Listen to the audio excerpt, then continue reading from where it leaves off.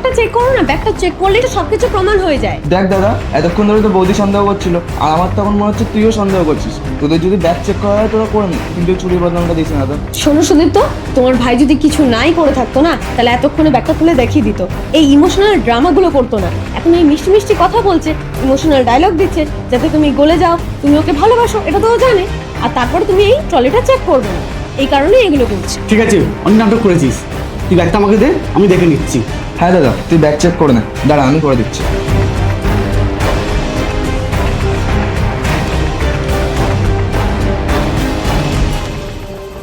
দেখ তোদের টাকা কোথায় আছে। আরে টাকাগুলো তো এখানেই ছিল, টাকাগুলো কোথায় গেল?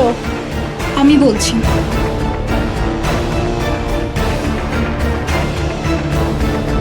এই টাকাগুলোই খুঁজছিলে তো তুমি? পেতে টাকাগুলো তোমার আগে কি করছে? আরে আমি তো নিজেই বুঝতে পারছি না টাকাগুলো এখানে কি করে এলো। টাকাগুলো তো আমি নিজের হাতে এখানে। সত্যি কথা বেরিয়ে গেল তো। ছোটবেলা থেকে দীপ তোমাদের কাছে মানুষ হয়েছে, তোমরা ওকে ছোট থেকে বড় করেছো। আমি নয় দুদিন হয়েছে এসেছি, তোমরা কি করে ভাবলে যে ওই টাকাগুলো চুরি করবে? ও টাকা চুরি করেনি। আর তুমি যে এই অপবাদগুলো দিলে, আমার আর দীপের চোখে তুমি অনেক নীচ হয়ে গেলে।